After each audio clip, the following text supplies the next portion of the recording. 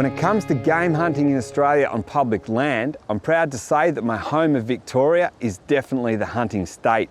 We've got a lot to be thankful for, with opportunities to hunt ducks, quail and multiple species of deer.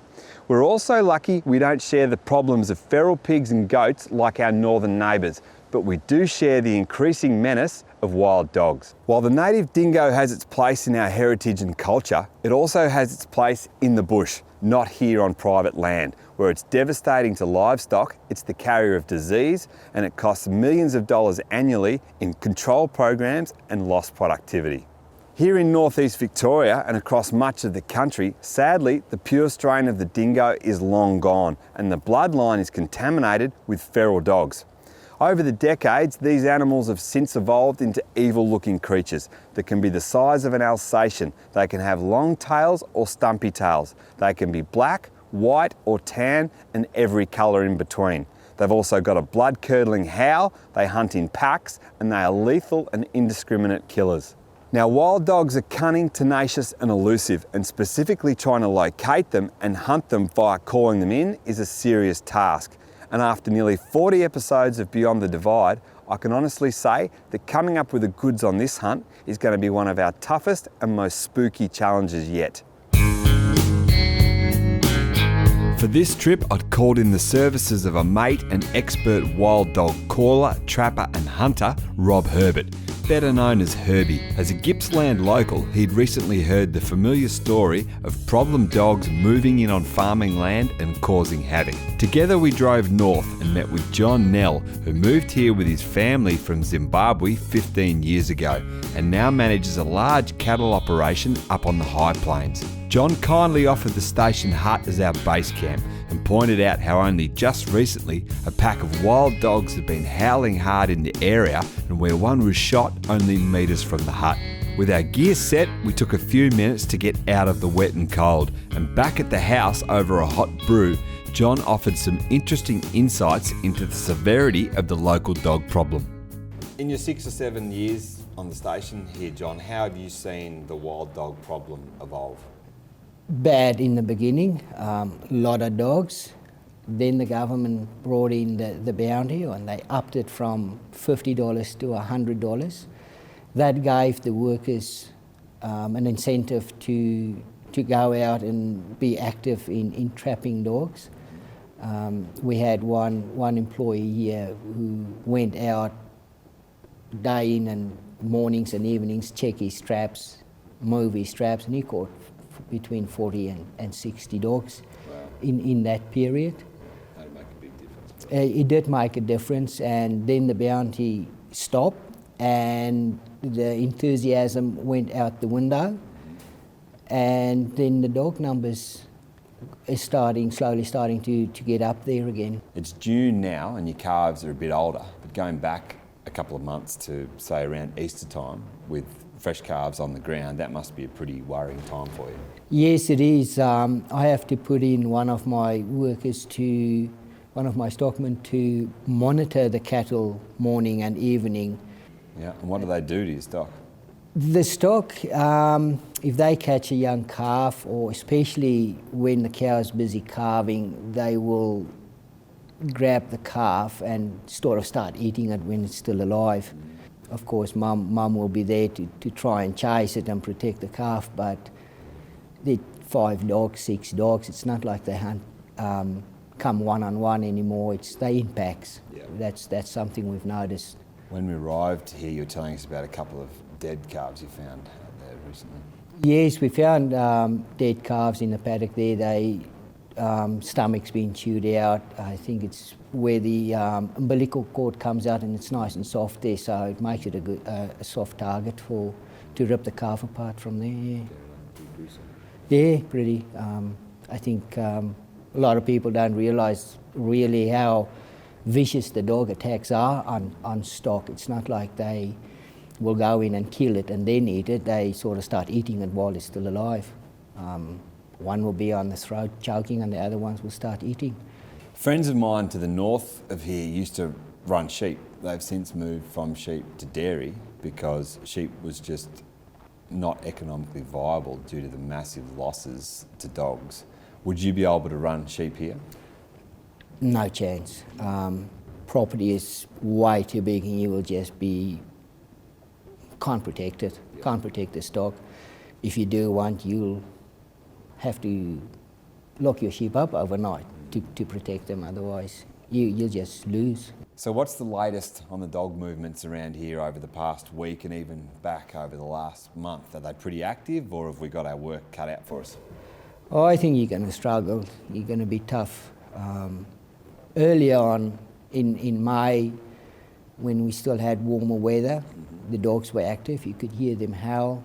There's a dam over our northeastern side that's got a few prints on, so I think maybe a den somewhere in the bush line there with pups in. Well, we've got Herbie here to give it a red hot go. He knows what he's doing, and hopefully we can get a couple of these things down for you. Just get one. Oh, one will help, yeah, but I wish you luck.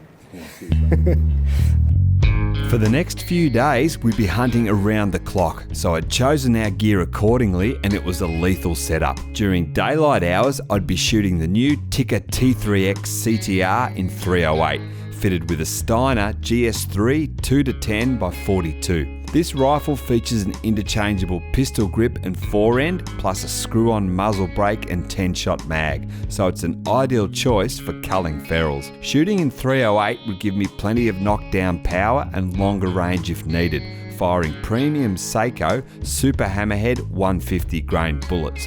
With dogs being active at night but often cautious of a spotlight, I'd come fully prepared with thermal imaging technology so we could hunt them undetected after dark. We christened this rig the Midnight Special, and it was a serious combination.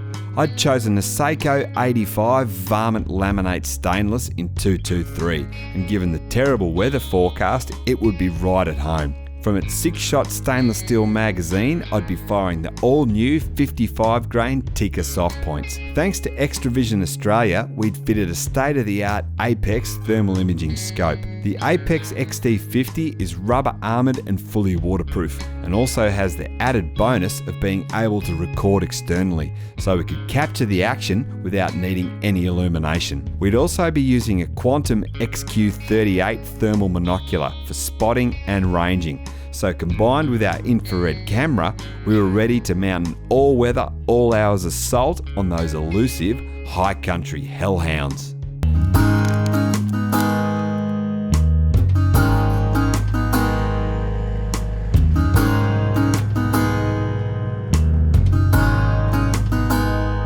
When Herbie and I were planning this hunt, I had the idea of putting it out there to him that how about we get out and howl some at night? That'd be pretty intense, something different.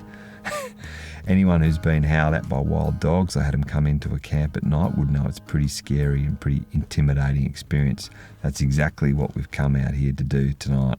We finally made ourselves up on top of this high point, hopefully to get a little bit more vocal travel as well. It's a still night, no moon, and I'm going to have a bit of a howl and see if we can't, a few locator howls, to see if we can't find where this pack's at.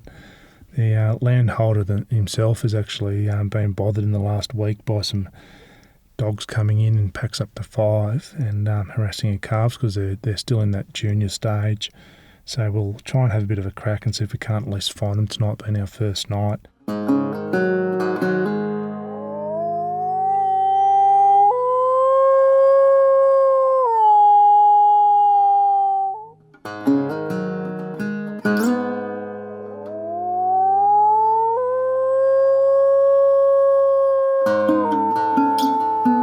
Staring into the darkness, we waited for a dog to reply. Each howl from Herbie raised the hairs on the back of my neck. Then to add to the tension, we got our first distant response.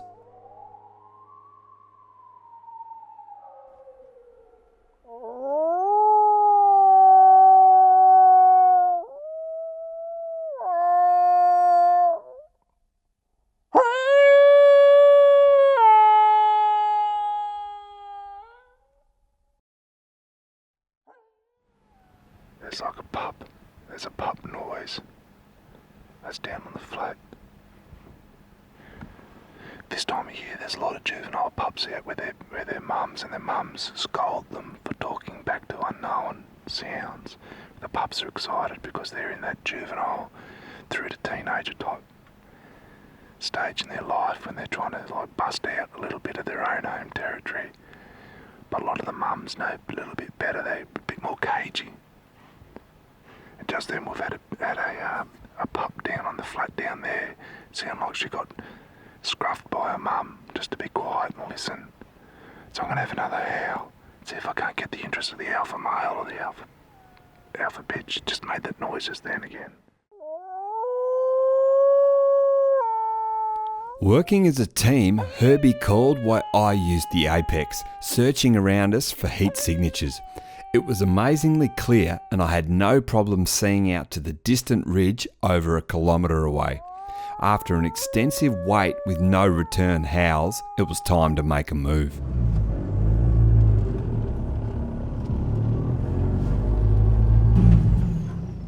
We now set up closer to the flat where the pup sounds had come from earlier.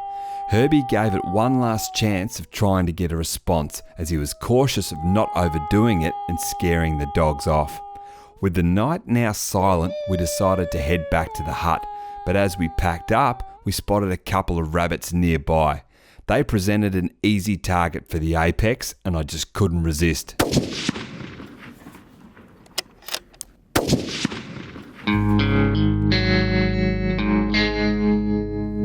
This weather that was sort of expected and we thought was going to come in has come in. It's not too bad though, a bit of light drizzle. We were just having a laugh thinking it is the perfect morning to be hunting deer, but that's not what we're here for. We've just come up to where we were howling last night and Herbie was letting go off that high point. Going to have a look around and maybe another call. Interestingly enough though, we've just come to check out this dam and see if there's any sign around it. Water points are just as important for dogs as they are for us as humans and hunters. They use their water point to see what other animals have been around, see what other dogs have been visiting, because sometimes it can be a fairly important part of their territory to hold, being a water source. It's something that if you're out and having a bit of a look, you can check out to see what sort of size of group of animals are around, and with the amount of tussocky sort of country that's around all of these water points here, you can also pick up a lot of their scat and that sort of stuff. They use it as a real territorial marker. Herbie was keen to head back to the high point from the previous night where we'd set up to call and give it another go. The clear fence line gave us an excellent shooting lane and clear vision out to over 1 kilometre. But with the change in the weather and a serious front now moving in, we couldn't help thinking things were starting to shut down, so decided to play the odds and drive the tracks looking for sign.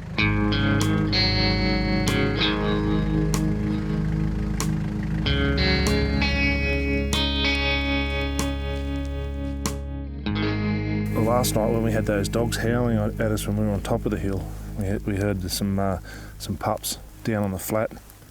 We've come for a bit of a ground recce this morning to have a look around, and lo and behold we've got some pup scat just on the road here. It's a very good crossover point between where we know there's a lot of deer and got a lot of young at foot, and obviously these pups are either learning to hunt or out and about on their own a little bit. So this, although it's one small piece of the puzzle, can actually be a key that unlocks the whole lot.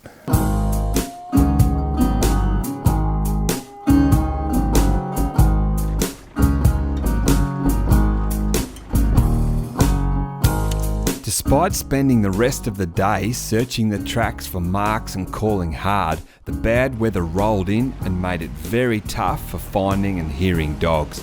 So we decided to make a move south to another property at a lower elevation where we could hopefully escape the rain. After moving to another property, we still couldn't escape the rain, so just geared up and headed straight out into it. It's been pretty obvious we are taking an absolute beating on this hunt. I reckon it's coming up to 48 hours of solid rain. Absolutely. And it's not ideal weather for hunting. It's not ideal weather for animals, but it's the least ideal weather for trying to catch an animal out like a dog. If I was a dog, you want to be holed up in a den or a log in this weather. So we've been pushing it uphill. We've made a move out of that higher country. It's just fogged in, wet, we can't get around. Terrible. Everything's been against us. Now we've moved to another property where you've had some experience and some action with this guy over here only about a week ago, so fill us in on why we've moved down here. Yeah, absolutely, Rob. I got a phone call from the property manager and said that he thought there was some dogs kicking around, there were some calves that they were marking and the numbers were down a little bit, and if I could come out and have a bit of a look.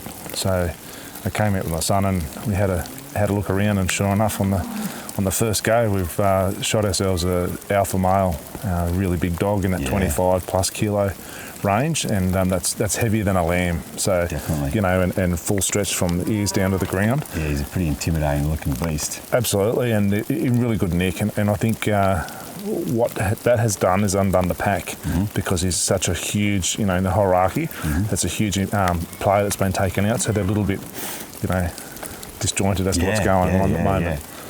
Yeah, the whole hierarchy of control and everything, dominance has changed. Yeah. And we've literally rolled in this afternoon. You come down to come down to let out a yodel, and you've had an answer straight away. Absolutely. I've just while you guys have been setting up and coming down, I've come down and had a howl and counted 7 individual dogs within 300 yards of us on the other side of this little creek here. So pursuing these things, as we've highlighted, the whole episode is very, very tough, actively chasing them and hunting them, but we've finally found a territory and a pack, you know, where they're moving.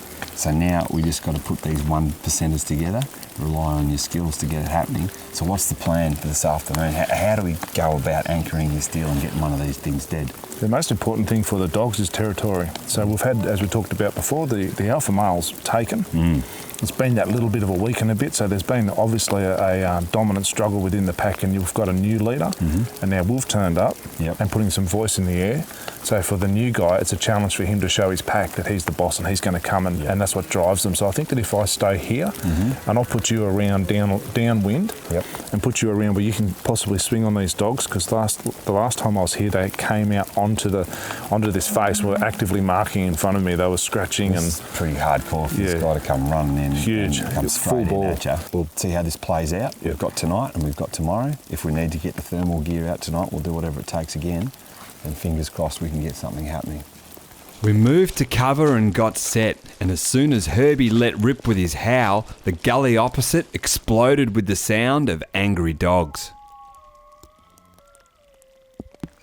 These dogs are going off.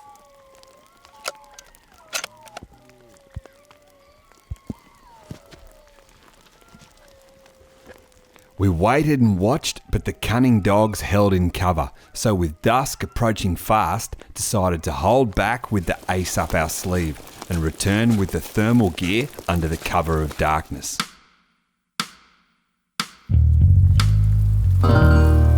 Words really can't describe how hard the senses are going at the moment. It's about 10 o'clock. We've come back down to that point where Herbie got those dogs talking late this afternoon, right on dark. We know we've got a pack of dogs, at least 7, active across here. Come down in complete darkness. We've got the thermal vision gear ready to go. It might seem like madness, but we're inciting a territorial attack. Herbie let out his howl, and then all hell broke loose.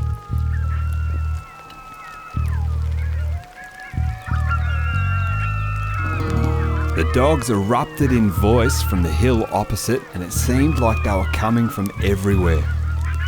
This is getting pretty intense. Through the thermal gear, we could clearly see the dogs starting to funnel out of the gully floor towards us. Herbie kept them coming with subtle calls, and they howled angrily in response. A larger dog seemed to take the lead and was now heading towards us into range. This dog is coming in hot. He's coming a treat. Right now we're on about 200. The adrenaline was surging hard, but he stopped just short of 200 metres and wouldn't come any closer. It seemed he knew something was up and just didn't want to risk coming into range. Herbie did an incredible job keeping the pack vocal and on the move, but after a long wet night, they finally headed back to cover. And all that was left now was to head up there after them to try and hunt them out.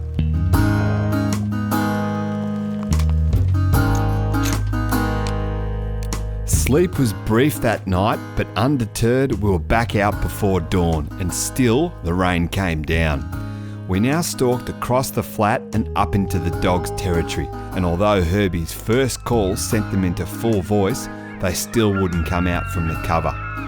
Moving further up the fringe, we set up and tried again, but it seemed the dogs were denned up in the foul weather and just didn't want to challenge us.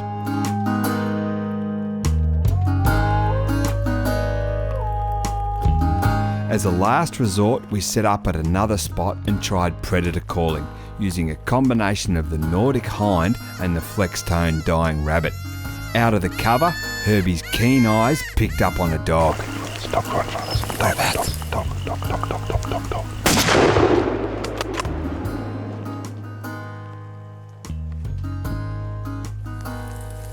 That's it, like that. Persistence. I think I've missed that dog. But he came in, to 50 yards, if then, 40, 50 metres.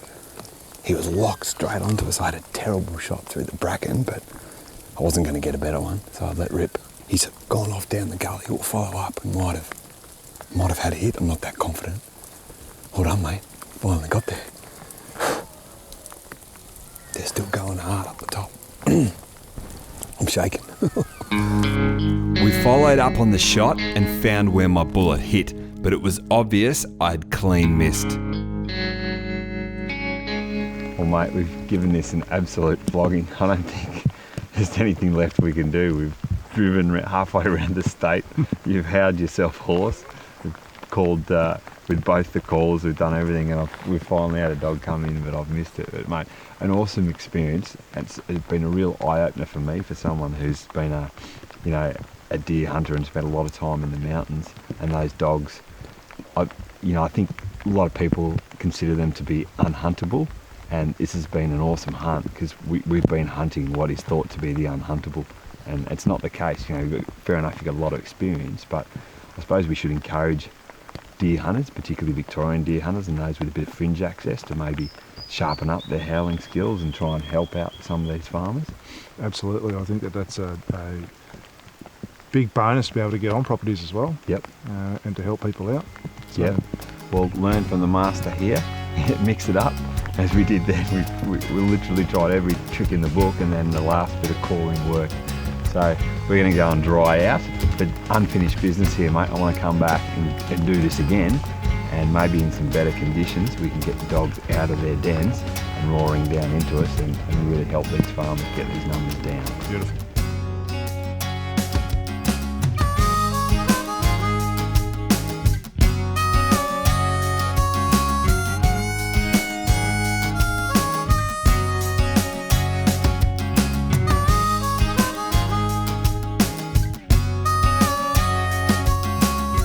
Maroka 30 is the proud hunting clothing and equipment sponsor of Beyond the Divide, custom designed for our local conditions and uniquely Australian. Ask for it in store at your local gun shop or check out the full range at maroka30.com.au.